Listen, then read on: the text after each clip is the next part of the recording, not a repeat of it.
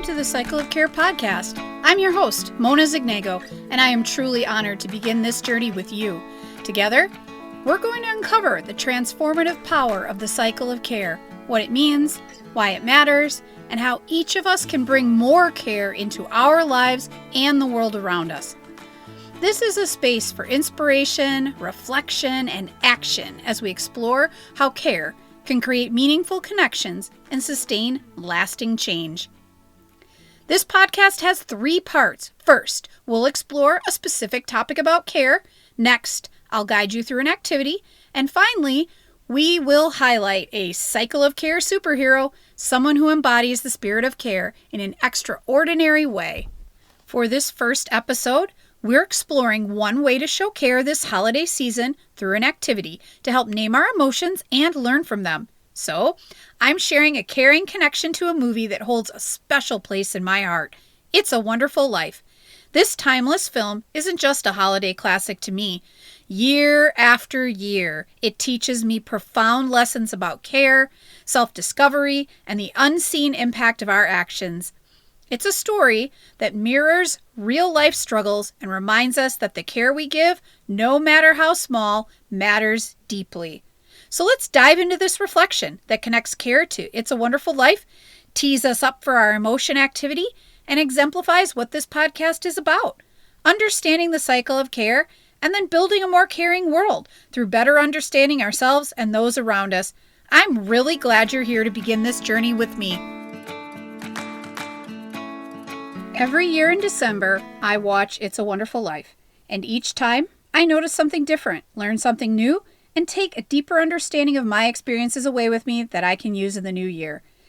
Just to make sure we're all on the same page, It's a Wonderful Life is a classic holiday film that tells the story of George Bailey, a selfless and compassionate man who sacrifices his own dreams to support his family and community in the small town of Bedford Falls.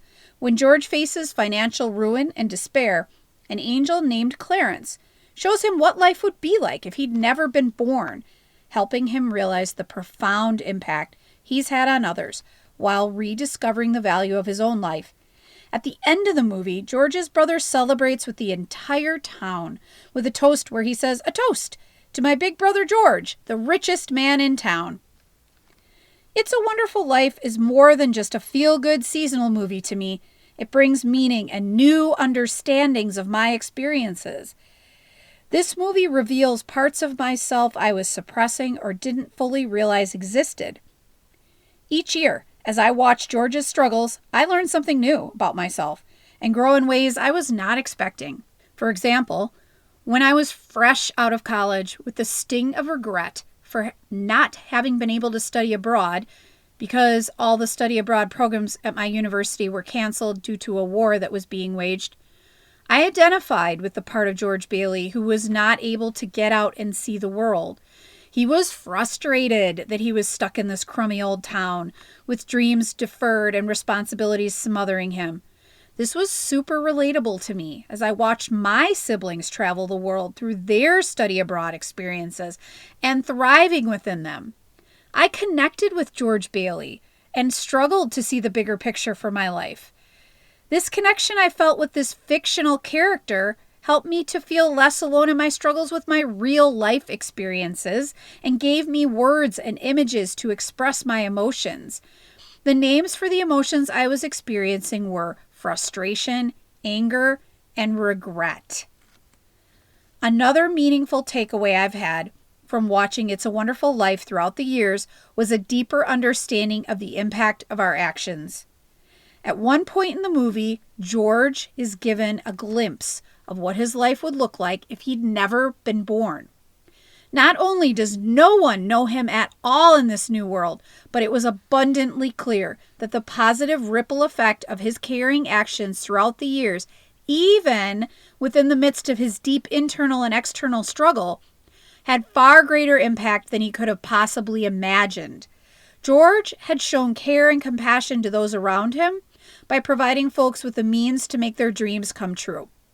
Whether that dream was a new home or to start a new business venture, the message was clear to me. The care we give to others matters and has an impact. And so, This movie reminds me to show care for myself and those around me.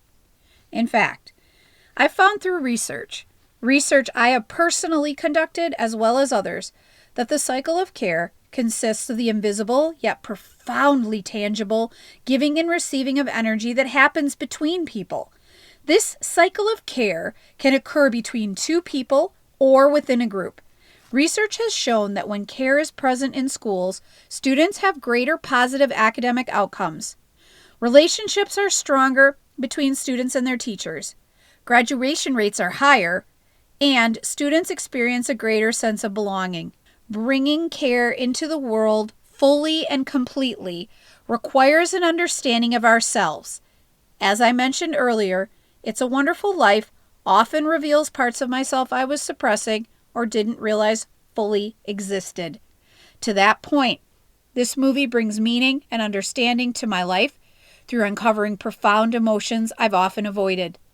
This year, as I watched this movie, I again was struck by new learning and new understanding of my experiences. You see, I spent this year finishing my new book, Transforming Teaching Through the Cycle of Care, that is coming out in March of 2025. One of the first things I talk about in my book is the need to name our emotions and find the meaning behind them in order to understand ourselves better. I call this emotional intelligence. Emotions provide us with information that we can use to understand ourselves and, subsequently, better understand those around us.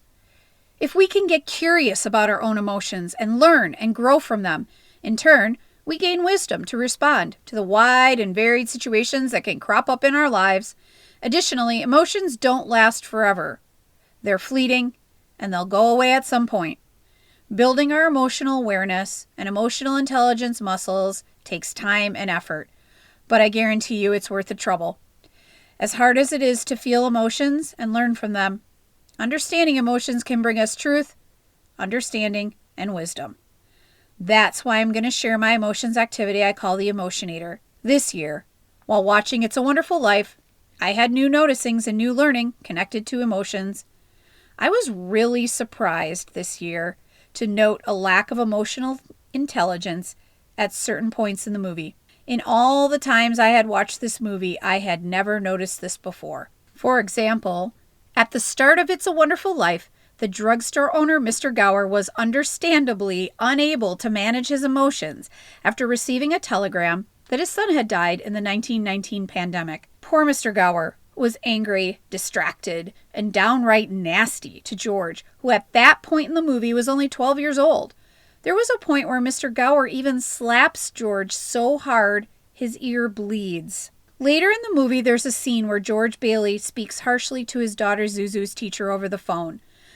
At this point in the movie, George was overwhelmed by stress in that he was simultaneously facing bankruptcy and financial ruin. Additionally, George had just found out his daughter got sick after walking home from school with her coat unbuttoned. So George channeled all his stress into angrily accusing Zuzu's teacher of purposely sending his daughter home without her coat being buttoned up. He condemned the teacher angrily while saying, "What kind of teacher are you anyway?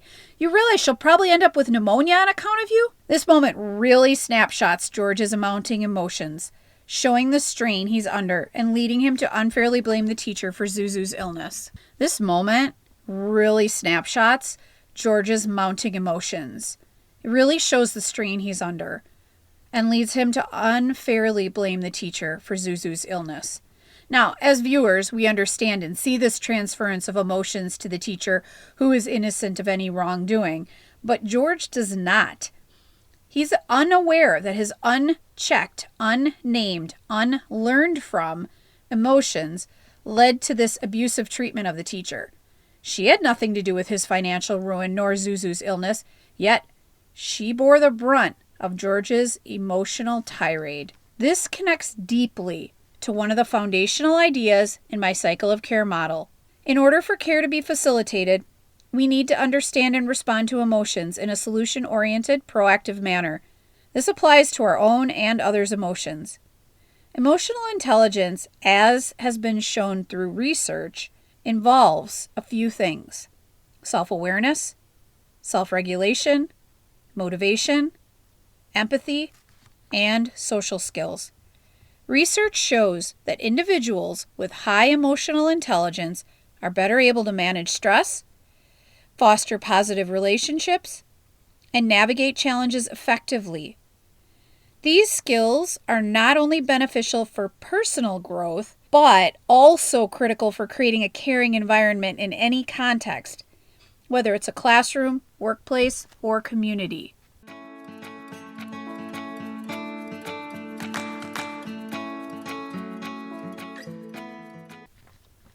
When we can name and understand our emotions, we're better equipped to respond thoughtfully instead of reacting impulsively. This fosters environments where care is facilitated and can flourish. Sarah Peyton writes about the brain and emotions in her book, Your Resonant Self. She tells us if we struggle to feel, identify, or learn from emotions often, we may not have the neural networks available for this task and need to cultivate that skill. Care thrives when we understand ourselves, our emotions, and their impact. Emotional intelligence provides the foundation for this work, helping us navigate relationships and foster meaningful connections that are central to care. Building emotional intelligence muscles takes a lot of time and effort, but it is rewarded in the end when we can understand ourselves better and can transfer that knowledge to caring for ourselves and others. In the show description and in my book, I have a link to a list of emotions. We are about to engage in an activity called the Emotionator activity. This first activity can help support the naming of emotions, and the second, what the emotion is telling you. Before we start, here's what I can say about this Emotionator activity. When I first started this activity, my emotional intelligence was really low. I struggled to name my emotions, and I struggled even more to interpret them. In fact, I actually couldn't even fathom that emotions could be learned from at all. Here's what I can say about this, though. Over time, I have really reaped the benefits of growing my emotional intelligence in that I learned more about myself and I became better able to understand others. I started to be able to move forward in my life during hard times.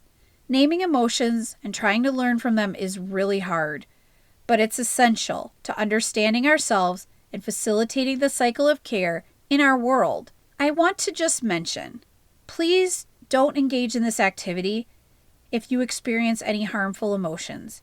Rather, please consider seeking support from a mental health professional and discontinuing any engagement with this activity.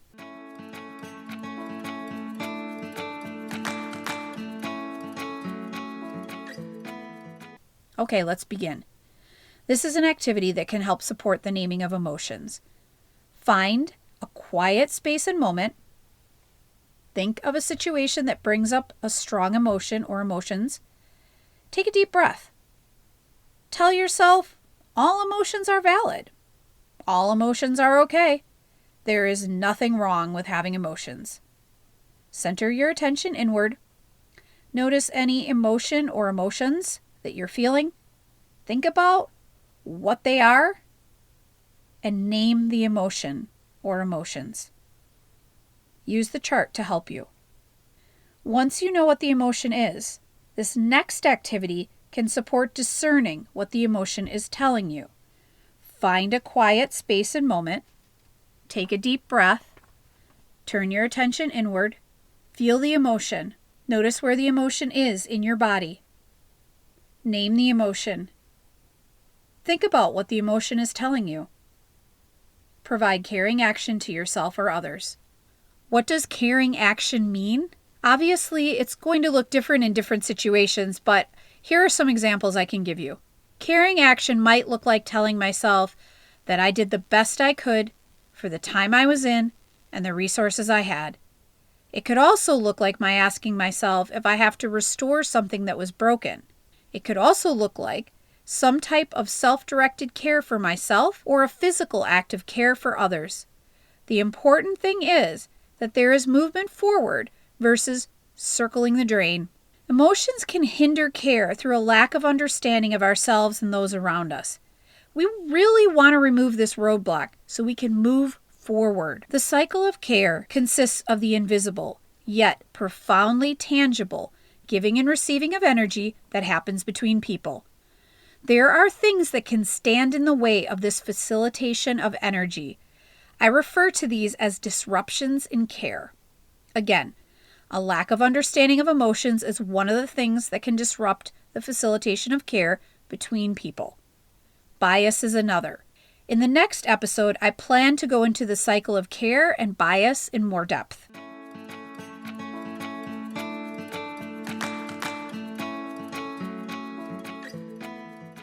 In my work over the years as a teacher, reading specialist, director, consultant, researcher, writer, and currently chief school officer, I have seen care facilitated and disrupted.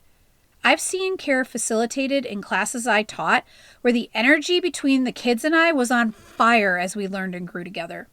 For example, one year I was teaching an a cappella choir at an urban high school and Leonard Cohen had just passed away. I pulled out my music for Hallelujah and taught it to the kids. I will never forget the energy and magic in that room every single time we sang that song together. That is the cycle of care in action. That is what care looks like when it is being facilitated. Getting metacognitive and understanding ourselves brings care into the world, but it can be hard. And I'm still a work in progress. I'm still learning and growing. I invite you to join me. Let's do this together. As we've explored today, understanding our emotions is not just a personal journey, it's foundational to fostering care in the world around us. Whether it's finding meaning and connection within a movie like It's a Wonderful Life, reflecting on moments of emotional connection like singing Hallelujah with my students, or engaging in activities like naming and interpreting our emotions like I did with you today, we are building the skills needed to bring care into the world. Even the smallest acts of care have the power to create a ripple effect that has the potential to affect those around us for the better. Research shows we want to encourage emotional intelligence, compassion-based education, and creating environments where every single person feels seen, valued, and supported. These are the communities of care, and these are the foundation of the cycle of care, and are more essential now than ever.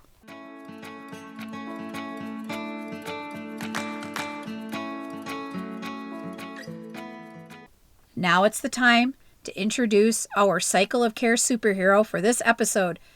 A person whose simple, compassionate act has stayed with me for years.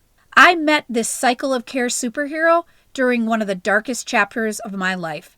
My husband was gravely ill, and we were at Mayo Clinic in Minnesota. This was a time for me of overwhelming fear, exhaustion, emotional heaviness. I was feeling all of the things, and the March weather mirrored how I felt inside. Harsh, unyielding, and a biting cold accompanied by relentless sleet pelted my daughter and me as we trudged from the hospital to a nearby restaurant in search of something to eat. By the time we sat down that day, I felt completely depleted, physically, emotionally, and spiritually. I was holding on by a thread, fighting back tears as I stared at the table, and that's when she appeared. Our server approached with a warmth that cut through the coldness of that day. She took our order, but before she left, she paused and looked at us. And not just at us, but into us. It felt as though she saw into the depths of our weariness and pain. And then she said something I'll never forget. She said, "You also need soup. I will bring you soup. You need something warm and comforting. There will be no cost. I will bring you soup." In that moment, her words were more than just a gesture of kindness. They were a lifeline. She saw what we needed before we could even articulate it ourselves. That bowl of soup wasn't just food. It was care. It was warmth. And it was a reminder that even amidst despair, there are people in this world who reach out and offer a hand, no matter how small the gesture might seem. This woman will likely never know the impact she had on us that day, but her act of compassion is a perfect example of the cycle of care in action. She gave freely, without expectation, and in doing so, left an indelible mark on my heart. She is our cycle of care hero for episode 1, and her story is a testament to how even the simplest acts of kindness can transform someone's day and sometimes their life. I'm so glad you're here, and I can't wait to continue this journey with you. Take care, and I'll see you next time.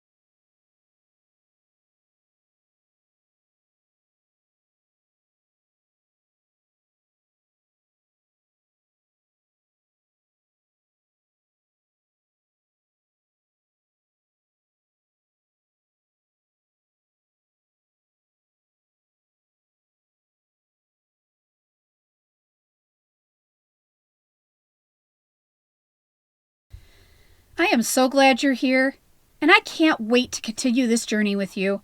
Take care, and I'll see you next time.